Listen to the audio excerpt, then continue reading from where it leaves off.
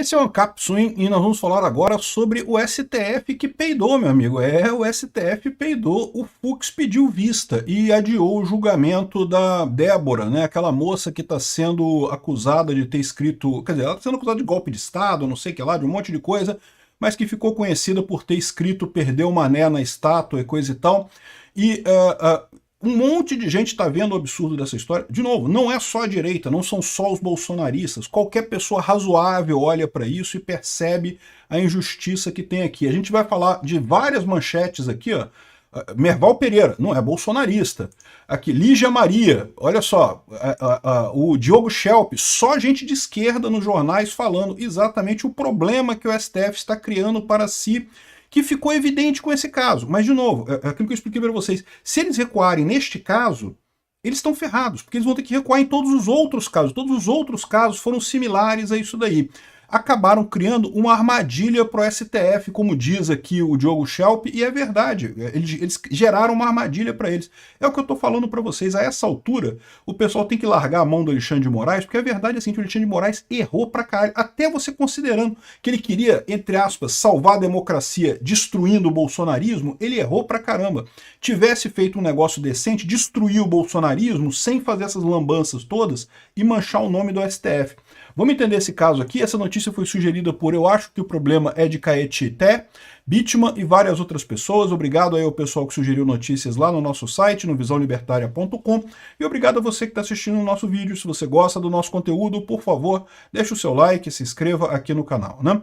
Pois bem, como eu falei para vocês, esse problema da Débora é um problema que marcou o julgamento do STF. Tá? Não é o primeiro absurdo que o STF está fazendo. O STF já está fazendo absurdos no julgamento desse pessoal do 8 de janeiro há um tempão. E vocês sabem a minha posição. O pessoal foi errado, está errado. Tem que punir, tem que pagar pelo que fez, tem que ter punição para o pessoal do 8 de janeiro. Mas não punição de 14, 17 anos de cadeia. Isso é uma coisa absurda, isso não faz sentido nenhum nisso daqui, né? Ao contrário, como a gente vai chegar nisso daqui na coluna aqui do Diogo Schelp, isso está criando uma armadilha para o STF, está gerando um problema para o STF. No final das contas, esse caso da Débora chamou muita atenção. Porque ela é uma moça jovem, bonita, com filhos e coisa e tal, e fez um negocinho lá de perder o mané e coisa e tal. O caso dela entrou, né, furou a bolha, como se diz, né? Já há muito tempo que a gente fala aqui sobre os vários absurdos que estão sendo proferidos, os primeiros casos, todo mundo 17 anos de cadeia, 14 anos de cadeia, 17 anos de cadeia, o bis in idem, né, do crime de atentar contra as instituições democráticas e golpe de Estado. Pô, se você faz um golpe de Estado, você já está automaticamente atentando contra as instituições democráticas, ou seja, um crime absorve o outro. É assim que é no direito penal. Você não pode somar as duas penas, você tem que pegar a maior delas. Então, ou seja, todos esses absurdos que já vêm acontecendo há um tempão, já eram falados entre os bolsonaristas, já eram falados entre o pessoal do direito e coisa e tal, mas o público em geral, você sabe, o público em geral não está tão interessado nesse assunto quanto a gente. Então o público em geral não estava vendo isso daqui como um problema. O caso da Débora furou a bolha. O caso da Débora foi para o público em geral, e o público em geral olhou para aquilo e falou, pô, caraca, realmente, né? Pô, a mulher escreveu perdeu o mané aqui na estátua, 14 anos de cadeia. Assassino no Brasil não pega 14 anos de... É difícil assassino no Brasil pegar 14 anos de cadeia. Né? O cara que vai lá e mata uma pessoa e ela pegou 14 anos de cadeia porque escreveu perdeu o mané numa estátua. Não, ok, eu sei que o pessoal da esquerda vai dizer que, não, mas é porque ela deu golpe de Estado, eu não sei que ela... Mas aí que está o problema. Eu expliquei para vocês no outro vídeo do problema da fundamentação jurídica disso. Porque você só pode usar o critério do crime multitudinário quando você tem a concordância, quando você já estabeleceu que todas as pessoas ali estavam com a mesma intenção, né? Então, por exemplo, quando você tem briga de torcida em estádio, é crime multitudinário. Por quê? Porque tu sabe que os torcedores estão ali um para brigar com o outro mesmo. O pessoal está ali querendo brigar mesmo. Então, você tem esse liame básico do interesse das pessoas antes disso. Neste caso aqui, não está estabelecido. Haviam pessoas ali que queriam golpe de Estado? Haviam pessoas que queriam golpe de Estado. Outras pessoas estavam só revoltadas com o resultado da eleição, queriam código-fonte, queriam sei lá o quê. É uma besteira tudo isso? É uma besteira tudo isso, mas não é que necessariamente queria um golpe de Estado. Então, ou seja, usar essa coisa do crime multitudinário para esses crimes é um absurdo completo, não tem lógica nenhuma, né? Enfim, um absurdo essa decisão do STF, mas, de novo, por que o Alexandre de Moraes pediu 14 anos para ela e o Dino acompanhou ele também? Por que acompanhou? E por que provavelmente os outros também vão acompanhar com penas de 14 anos? Como eu expliquei para vocês, o STF está tendo que cometer erros novos para justificar os erros antigos. Se eles fizerem agora, se eles pegarem o caso dela, da Débora, e por ter sido um caso que vazou, que furou a bolha, eles começarem a botar penas menores, o que vai acontecer no final das contas? O resto do pessoal, pô, peraí, mas eu também fui lá, só fiz isso daqui, né? Só, sei lá, quebrei uma porta, não sei o que lá. Pena de 1 ano e meio por deterioração do patrimônio público, eu acho que é razoável, seria a pena razoável para esse caso aqui. E pronto, e acabou. 1 ano e meio de cadeia, é possível que ela consiga até fazer a conversão em cesta básica, né, em prestação de serviços comunitários e coisa e tal. Ou, aliás, nem precisa, porque ela já cumpriu mais de 1 ano e meio de pena, né? Ela está presa preventivamente desde o ato, então, ou seja, já cumpriu a pena dela. Enfim, um absurdo esse tipo de coisa. Mas como eu falei para vocês, esse caso vazou, furou a bolha. Furou a bolha. E isso deixou o STF numa situação complicada. Tá todo mundo falando aqui, ó, dosimetria injusta, né? Os verdadeiros golpistas são aqueles que organizaram e planejaram. Veja, esse pessoal aqui quer punir Bolsonaro, tá? Eles querem muito punir Bolsonaro. Eles querem realmente que Bolsonaro pegue 200 mil anos de cadeia, que é a estratégia que o Alexandre de Moraes está fazendo. Ele está botando uma pena altíssima para esse pessoal, exatamente para justificar a pena de 600 milhões de anos de cadeia para o Bolsonaro que eles vão aplicar por conta desse negócio, né? Mas esse pessoal aqui tá vendo que, pô, caramba, desse jeito a coisa fica estranha, né? Como é que pode essa mulher pegar 14 anos de cadeia aqui? Algumas outras pessoas que participaram já foram condenadas a apenas de até 17 anos de cadeia. E 17 anos de cadeia, assim, de novo, é raríssimo assassino que pega 17 anos de cadeia. Como é que pode isso daqui, né? Aqui, ó, insensatez do STF faz mal à democracia. A falta de comedimento da corte deturpa garantias e denota a motivação política. Ou seja, o que o pessoal está colocando aqui? O fato do STF estar sendo tão duro com essas pessoas está expondo que a motivação deles é política, não tem lógica nenhuma, né? Aqui, ó, as primeiras condenações já variavam entre 14 e 17 anos. Isso porque os crimes incluem a abolição violenta do Estado Democrático de Direito e também golpe de Estado, que caracteriza por tentar depor um golpe violento, um governo legítimo. Só que não está demonstrado como a deturpação sem armas ou apoio da polícia militar derrubaria o governo ou impediria a atuação do executivo.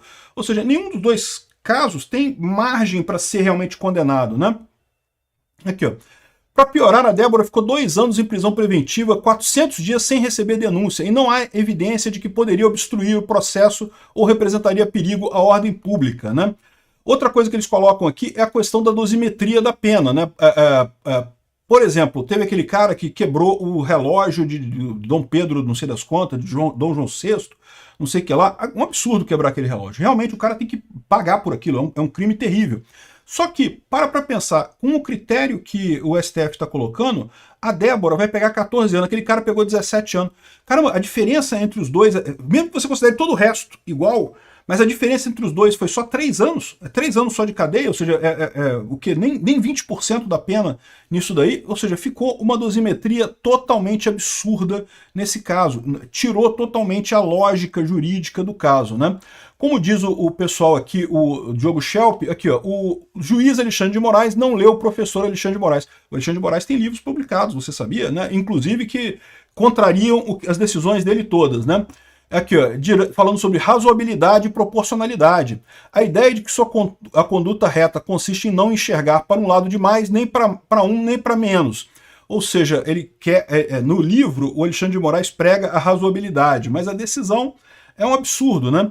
Aqui, ó, é justo condenar a Débora por 14 anos de prisão? Alguns dirão que sim, principalmente aqueles que acreditam que os fins justificam os meios. Por que ele está dizendo isso? Porque está todo mundo sabendo que o objetivo do Alexandre de Moraes com essas penas pesadíssimas é botar uma pena ainda mais pesada em Bolsonaro. Colocar uma pena absurda em Bolsonaro. Aqui, ó, o STF já condenou quase 500 réus envolvidos nos atos de 8 de janeiro com penas muito superiores a 14 anos de cadeia. O sujeito que destruiu o relógio do Dom João VI pegou 3 anos a mais de cana que a Débora que sujou uma estátua de batom. Proporcional? Algum tipo de punição essa massa de manobra do golpismo deveria receber. Mas ao pesar a mão nas penas, o Moraes e outros ministros do STF criaram um problema para si e para o Brasil. O STF decide essa semana se torna Bolsonaro réu, né? vai decidir que vai tornar, todo mundo sabe que vai decidir que vai, né? Inclusive por isso que provavelmente o Fux miou, né? O Fux viu que tá dando merda esse negócio, tá todo mundo falando da ação política do STF, nesse caso da Débora, e aí o que vai acontecer agora? É amanhã, tá? Amanhã vai ser o julgamento se o Bolsonaro se torna réu. Provavelmente vou decidir que ele se torna réu. E aí vai estar na boca de todo mundo, justamente porque furou a bolha, vai estar na cabeça de todo mundo no Brasil que esse é um julgamento político. Vão julgar o Bolsonaro na mesma régua da Débora. E é verdade, é o que está acontecendo mesmo. O STF poderia ter resolvido esse problema, mesmo você entendendo que o Bolsonaro seria um problema a ser resolvido, que você quer tirar o Bolsonaro da política brasileira, mesmo você entendendo tudo isso, você poderia entender que dava para fazer isso de forma muito mais simples, muito menos complicada, muito menos prejudicial, ou seja, no final das contas, exageraram na punição porque querem punir Bolsonaro pra caramba, e isso acabou exacerbando a visão em todo mundo que se trata de um processo político. Isso vai acabar piorando a situação. Se se trata de um processo político, é o que ele está falando aqui, ó. Isso vai abrir mão para que lá no plenário do Congresso passe o processo da anistia. E segundo eles estão dizendo aqui que a anistia vai ser um cavalo de Troia para liberar Bolsonaro. Qual que é a ideia deles aqui, né? A anistia, em princípio, não vai anistiar Bolsonaro. Só que o próprio STF ligou o 8 de janeiro ao suposto golpe do Bolsonaro. Não tem nada a ver uma coisa com a outra, não teve golpe nenhum do Bolsonaro, ao contrário, o Bolsonaro negou qualquer coisa. Tinha malucos ali querendo dar golpe, tinha que punir o pessoal que fez ali o plano, punhal verde e amarelo, não sei o que lá, não sei o que lá. Olha, eu acho que nem isso, porque aquilo ali não foi execução, aquilo ali foi só cogitação do plano. Cogitação não se pune no Brasil, atos preparatórios não se pune no Brasil. Mas enfim, mesmo que você considere que tem que punir esses caras, pune esses caras. Não tem nenhuma ligação do Bolsonaro com esse pessoal. O Bolsonaro recusou essas coisas todas. Então assim, mas o STF ligou tudo isso ao 8 de janeiro. E aí o que acontece? Se você tiver anistia do 8 de janeiro, todo o processo da PGR, da Polícia Federal, fica capenga. Porque não tem nenhum ato de execução de verdade, não tem nada que tenha sido feito de verdade, né? Então o que eles estão dizendo aqui é que a expectativa é que esse PL vai acabar alcançando o Bolsonaro. Eu não acredito nisso, mas é o que o pessoal está com medo aqui. E essa é a armadilha que o STF criou. Ao punir a Bárbara com tanta força, ele está gerando uma força muito grande para o projeto da anistia ser pautado e passar no Congresso. Junta a isso o fato de que o Hugo Mota não está no Brasil. Portanto, neste momento, hoje, no dia que eu gravo esse vídeo, segunda-feira, a presidência do Congresso, a presidência da Câmara dos Deputados é de um deputado do PL. O que pode acontecer essa semana? Vamos falar sobre isso em um outro vídeo.